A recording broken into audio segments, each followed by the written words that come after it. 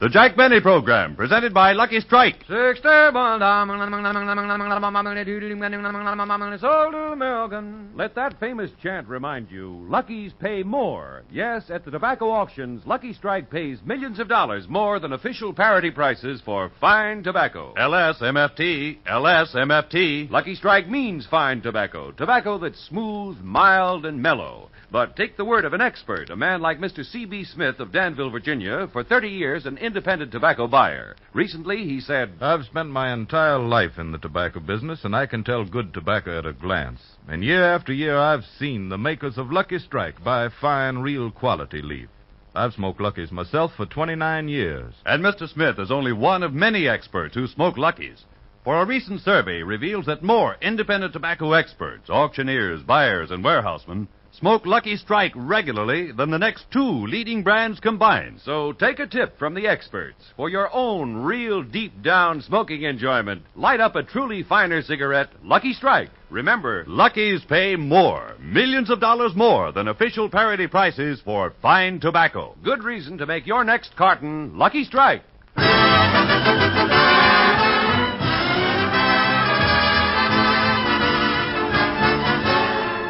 The Lucky Strike program starring Jack Benny with Mary Livingston, Phil Harris, Rochester, Dennis Day, and yours truly, Don Wilson.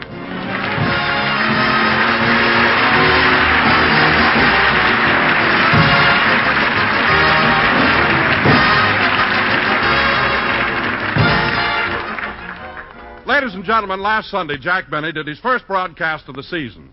Of the entire half hour, Jack was only on for 4 minutes. This week, he's going to try for 8. And here he is, Jack Benny.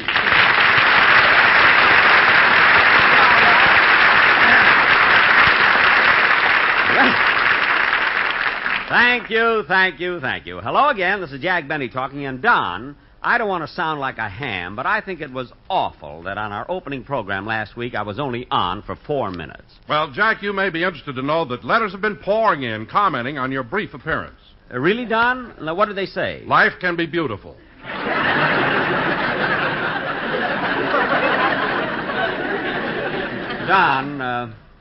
Don, I suppose you thought that was pretty funny, huh? Oh, yes, I did, Jack.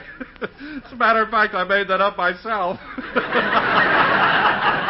Oh, you made it up yourself, huh? Yeah. Don, excuse me a minute.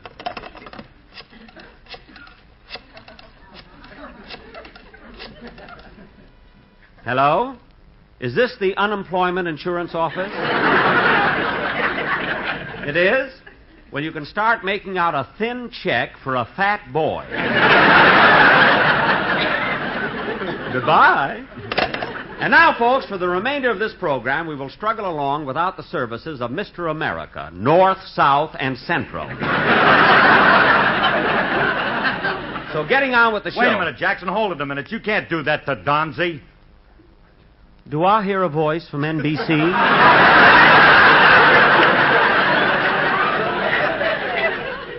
Phil, did you say something? Certainly I did. What are you mad at Don for? You don't have to get sore just because somebody else gets a laugh. We've all got to make a buck, you know. Well, Phil... Well, we got to look out for our future. I ain't worried about myself. I'm married to Alice, but what about the rest of the gang? Phil... You know, we'd all like to have a few luxuries, you know. I mean, let us live a little bit. Phil, as long as the rail is pure brass and they don't run out of olives, you're happy.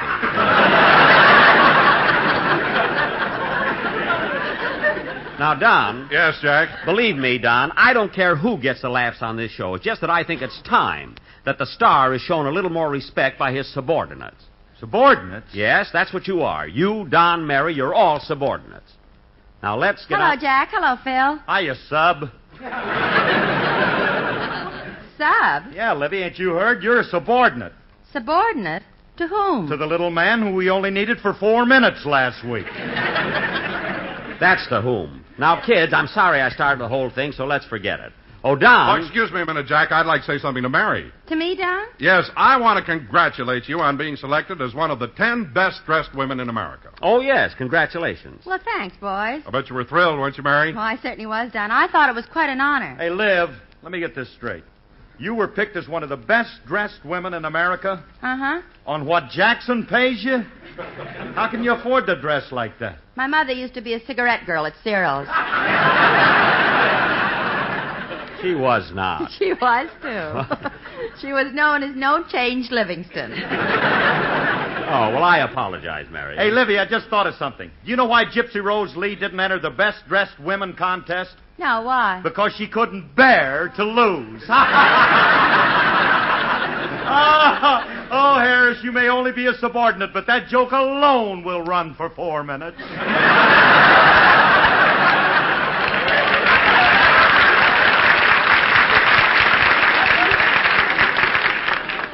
It will if they don't open the window.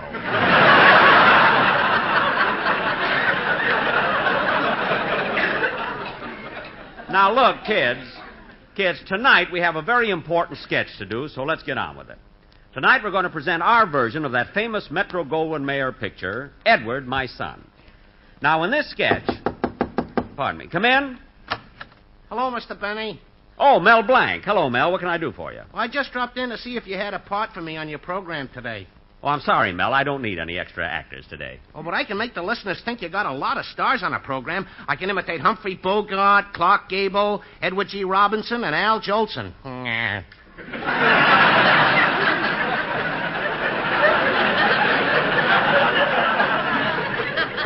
Mel, believe me, I don't need an extra actor today. I'm sorry. Okay, but gee, I don't know what to tell my wife and 5 daughters. You have 5 daughters? I also imitate Eddie Cantor. Oh, get out of here. Now, let's see. Where was I? Oh, yes. In our sketch, I'll do the part that was played by Spencer Tracy. And Deborah Carr's part will be played by you, Mary.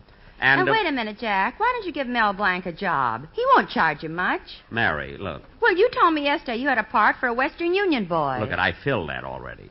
Now, Dennis will play the part of Edward, my son. And Don... Oh, Jack, before we go any further, don't you think we ought to do the commercial? Oh, yes, you're right, Don. LSMFT. Now, let's get on with the show. Wait a minute, Jack. Wait a minute. You can't say LSMFT and call that a commercial. I've got the Sportsman Quartet here, and they're all prepared. They've prepared a wonderful song, April Showers. April showers in September? Don, that's not appropriate. That doesn't fit our program at all. Jack, don't let that bother you. The boys can give you anything you want on the spur of the moment. They can ad-lib. What would you like? Well, we should have something to fit in with our show. Like tonight, for instance, we're going to do Edward, my son. Edward, my son? Well, that's simple. Come on, fellas. Give him something on Edward, my son. Charlie, my boy, oh, Charlie, my boy. He'll thrill you. Charlie, my boy. With shivers of Boy, that song is too old. He is the kind of sort of Charlie, my boy. Look, I don't want that. I want Edward, my son. Charlie, my boy. Edward, my son. Edward, my son. Oh, Edward, my son. We'll change it, arrange it, and here's how it's done. Instead of Charlie, Charlie, Charlie, my boy, we'll make it Edward, Edward, Edward, my son. We want to please you. It's all in fun. Boy, what about the commercial? Oh, Edward, my son. Well, the commercial. Lucky's pay more, yes, Lucky's pay more. So try 'em, just buy 'em at your favorite store. You'll find that Lucky Strike's a great cigarette. It's made of fine tobacco, best you can get. You know that Lucky's pay more, yes, Lucky's pay more. So round and so firm and so free on the drawer. Drawer? For deep down smoking pleasure and for real fun. You said it.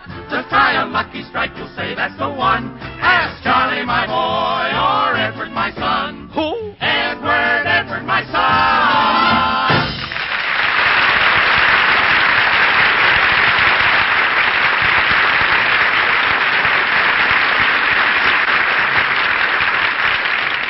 Well, Don, that was simply wonderful, amazing. I mean, what other quartet could have taken a song like Charlie, my boy, and switched it completely to Edward, my son? Gad! Now get him out of here, will you? Okay, you better sit down, boys. And they can cut that out, too. That hasn't gotten a laugh in 3 years. Now, come on, kids. Let's get out. Excuse me. Come in. Yes? Telegram for Jack Benny. Right here, boy. Boy? Jack, that's Rochester. Why is he wearing a Western Union outfit? Never mind, Mary. I'll take the telegram, boy. Here you are, sir. You can go now. Wait a minute, Jack. So that's why you wouldn't hire Mel Blanc for the messenger boy. You made Rochester do it. Rochester, you can go.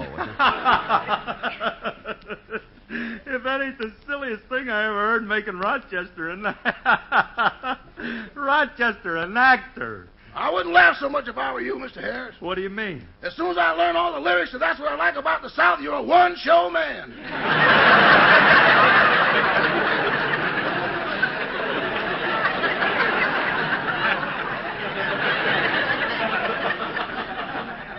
What?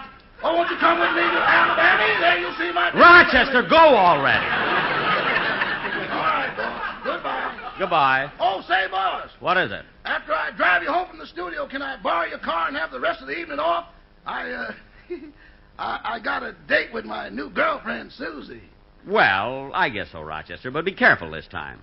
The last time you drove up to Mulholland Drive with Susie, the car broke down. You were stuck up there for 6 hours. Yeah.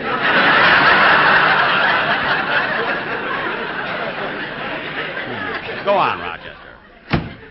And now, kids, getting back to our sketch, Dennis will play the part of my son. Where is that kid? Dennis! Oh, here I am, Mr. Benny, behind the piano. Well, come on out here. I can't. Why not? Before the show, I was playing poker with the musicians, and I lost my pants. Well, stop being silly and come out here. Okay. Imagine such a... Dennis, why do you make up things like playing poker with musicians and losing your pants? You're wearing pants. I know, but they're not mine. Sammy, the drummer, lent them to me. But he's such a big fella. How come his pants are so tight on you? The piano player lost, too. He's in here with me.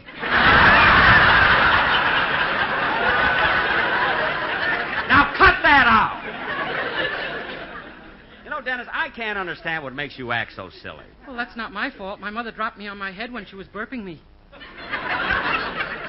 Oh, when you were a baby? No, last night. That does it. Now, look, Dennis, don't say another word, will you? Do it for me. Don't say... Just sing your song. That's all... Hold it a minute, kid. Come in. Yes? Special delivery letter for Jack Benny. I'll take it, mailman. Thanks. Now, Dennis, I'll read this letter, and you can sing your... Dennis, why do you look so puzzled? That mailman was dressed in a Western Union outfit. I know. Never mind. And he looks exactly like Rochester. I know, Dennis. I know. He talked like Rochester, too. I know. Gee, that Mel Blanc can imitate anybody. Go ahead and sing your song, will you?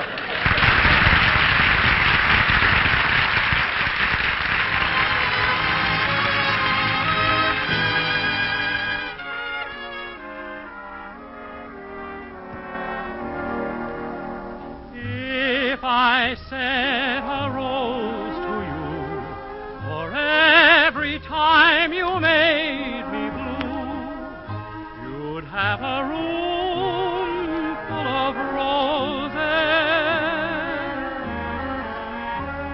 If I sent a rose of white for every time I cried all night, you'd have a room full of roses. And if you took the petals and you tore them all apart, you'd be tearing at the roses just the way you tore my heart. If someday you're feeling blue and you could send some roses too, well, I don't want a room full of roses. I just want my arms full of you. If someday you're feeling blue and you could send some roses too, well, I don't want a room full of roses. I just want my arms full of you.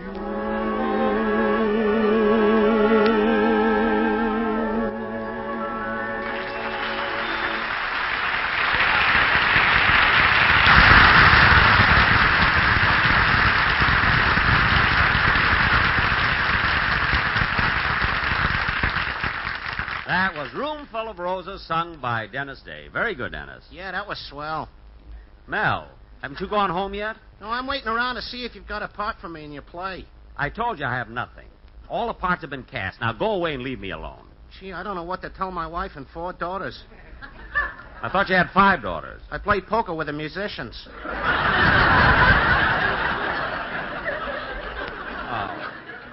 Well, all right, Mel. Look, Mel Blanc. Look, there's a small bit in my sketch. You can play the part of Harry Simpkins, my business partner.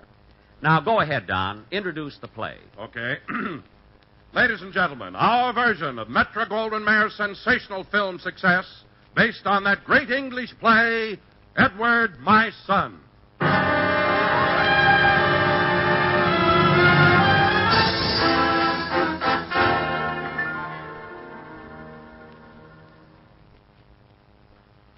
I am Lord Spencer Bolt, industrialist, financier, banker. I number among my friends kings, princes, and diplomats. I travel in the most select social circles. No man in all England wields more power than I. Yet, with it all, I'm just a good-natured slob. The career that I carved, the fortune I built, everything I did was for Edward, my son.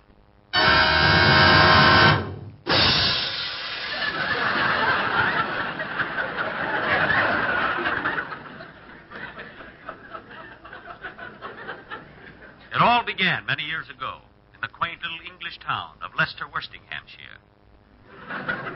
That name probably means nothing to you, but just try to spell it sometime.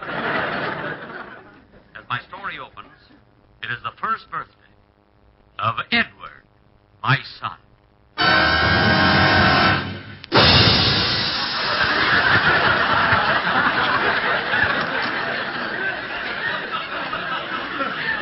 Oh, Spencer. Spencer, come here. What is it, Deborah? Look at Edward. He's only a year old, and he has a full set of teeth.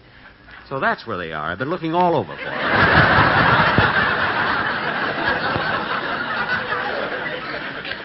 Hello, Edward. How does Daddy's baby feel on his first birthday? Gloop, gloop. Isn't he cute? Yes, Deborah, but I wish his head didn't come to such a sharp point. Well, at least it saves us the price of a babysitter. When we go out at night, we just stick him in the wall. Quite ingenious, rather. Gloop, gloop, gloop. Deborah, why is the baby's diaper so tight? There's a piano player in there with him. Oh, yes. Oh, there's someone at the door. Well, that must be Harry Simpkins, my new partner I spoke to you about. Isn't he the man who was sentenced to hang for murder and was pardoned 3 minutes after the trap was sprung? Yes, but don't say anything about his long neck. He's sensitive.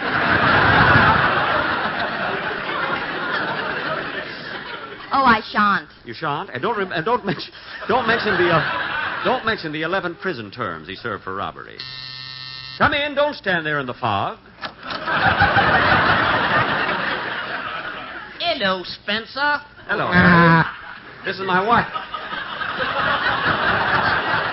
This is my wife, Deborah. Hello, Harry. So nice of you to come over for Edward's birthday. I wanted to get a bottle of champagne to help celebrate, but the liquor store was open.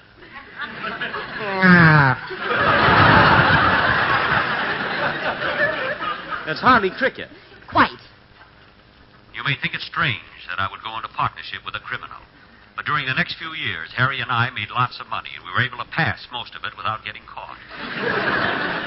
Then one day I tipped off Scotland Yard about Harry, and they came and took him to jail. I know I was a rat. But in that way, I got rid of Harry Simpkins and Mel Blanc at the same time. And I did it all for Edward, my son.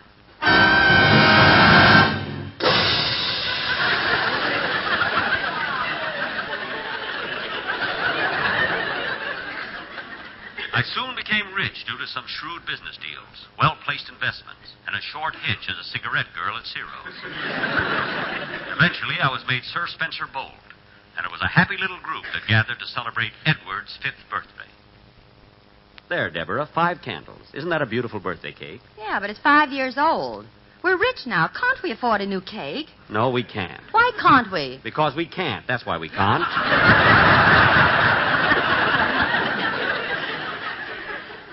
Why spend money foolishly? Spend money foolishly. I'm saving every penny I make for Edward. By the way, Deborah, where's the little blighter? There he is in his crib. He shouldn't be in his crib. Today's his 5th birthday. Come to Daddy, Edward. Coochie coochie coo. Coochie coochie coo.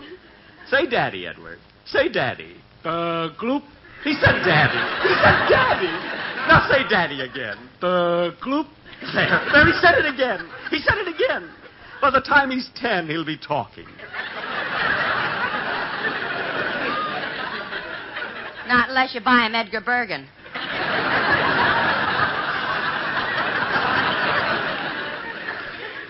I tried to buy him Edgar Bergen, but CBS beat me to it. Several years later, I was given the title of Lord Bolt. I was proud of the title because it would be inherited by Edward, my son. I said, by Edward, my son. They must be playing poker again. Anyway, by now, my son was 14 years old. Deborah and I were proud parents as we watched him count the candles on his birthday cake. Come on, Edward. Count the candles on your cake. Count on your fingers, Edward. It'll be easier. 1, 2, 3, 4, 5. 5. Go ahead, son. 5, 6, 7, 8. Bully. Bully. 10. No, Edward. 9, 10, 11. 9, 10, 11, 12. Now, go on. Keep counting. I can't. That's all the fingers I've got.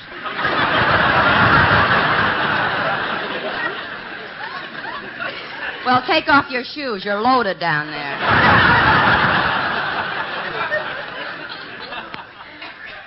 He took off his shoes, and toes ran in all directions.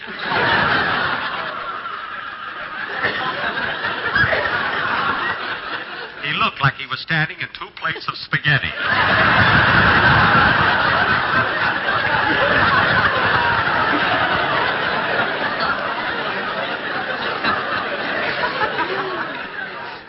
Oh, Deborah, this is Edward's 14th birthday. Don't you think it's time we sent him to school? Well, I'm not sure. Perhaps we should consult his nurse. I'll call her and see what she thinks. Oh, Constance. Constance. Here I am, your lordship.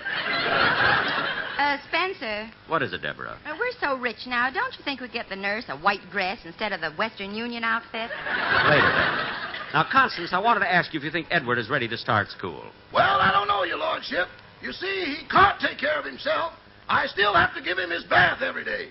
Which reminds me, Constance, is it true that last night when you were giving Edward a bath, you held his head under the water 10 times? Yeah. You make... I for know, 10 Jack, minutes, I made a was. mistake.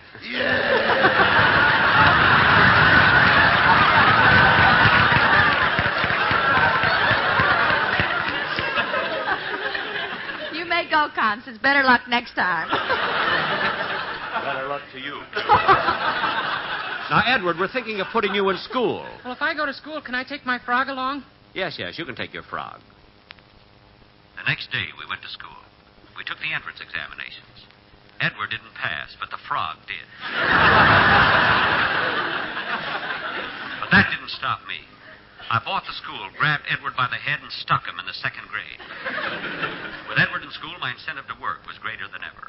I made millions and millions. I had to. My wife was one of the 10 best-dressed women in England. I even gave her a charge account at Eastern Columbia, Piccadilly at night. 3 years went by and it was lonely for me and Deborah. With Edward in school, it wasn't quite the same. Spencer, with Edward in school, it isn't quite the same. I just said that. I thought I heard it. You'll hear it again at 9:30. But, Deborah, you can't imagine how much I've missed my boy since he's been away. Sometimes I... Oh, there's someone at the door. I'll get it. Wonder who it is. It's me, Edward, my son. Edward. Edward, it's you. It's you, my boy. The apple of my eye. The pride of my life. The one I've dedicated my whole existence to. I've worked, struggled, and fought my way to the top so that you can have the better things of life. And now you've come back to me. You've come back to me. I didn't have much on last week's show, but this week I'm loaded.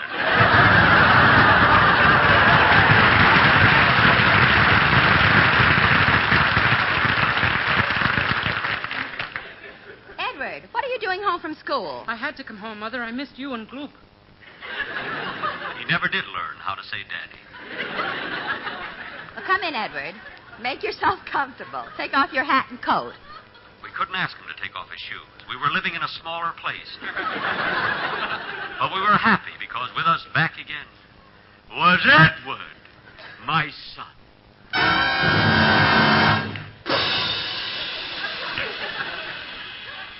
And so Edward grew to young manhood.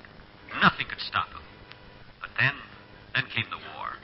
First the men were drafted, then the women, and finally they took Edward.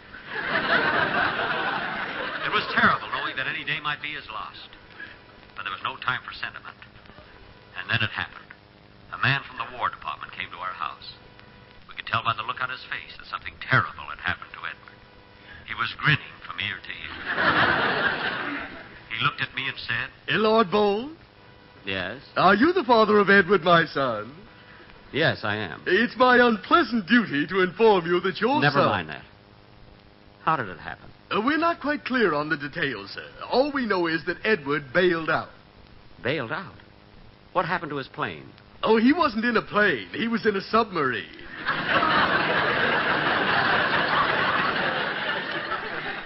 I understand. You do? Quite. So my son Edward was drowned. Yes, but we saved the piano player. Good. well, that's my story. I'm an old man now, and all I have left is an old wife and an old piano player. But there's one thing I know. I, Lord Spencer Bolt, will always treasure the memory of... Edward, my son, oh, Edward, my son. We changed it, arranged it, and now that it's done, our Mary was so cute as ever a car. But Spencer Tracy showed up any by far. What can you expect from a 4-minute star? Oh, Edward, my son. Jack will be back in just a minute. But first, Lucky's pay more. Yes, at the tobacco auctions, Lucky's pay millions of dollars more than official parity prices for fine tobacco. Let's imagine we're at a tobacco auction. Look, there's aisle upon aisle, lined with baskets of tobacco ready for sale. And now at this moment, the bidding begins. The chant of the auctioneer rings to the rafters. And as a basket of particularly fine, light, mellow leaf comes up for sale, the price climbs higher and higher. And now at the peak bid. And another basket of fine tobacco goes to the makers of Lucky Strike. Yes, Lucky's pay more. Millions of dollars more than official parity prices for fine tobacco. LSMFT. LSMFT. Lucky Strike means fine tobacco. Fine tobacco that's light and naturally mild, that gives you more, far more, real, deep-down smoking enjoyment. So light up a Lucky. Prove to yourself how much finer, milder, more enjoyable Luckies really are. You'll agree, in all the world, there's no finer cigarette than Lucky Strike. Ladies and gentlemen, I hope you'll tune in again next Sunday as we're going to have a special program with special guests, including Amos and Andy, Red Skelton, and Edgar Bergen. And let me see, what else? Oh, Gloop. Huh? Tell him. Oh, yes, don't forget to listen to Edward, my son, in a day in the life of Dennis Day. Good night, folks. This is CBS, the Columbia Broadcasting System.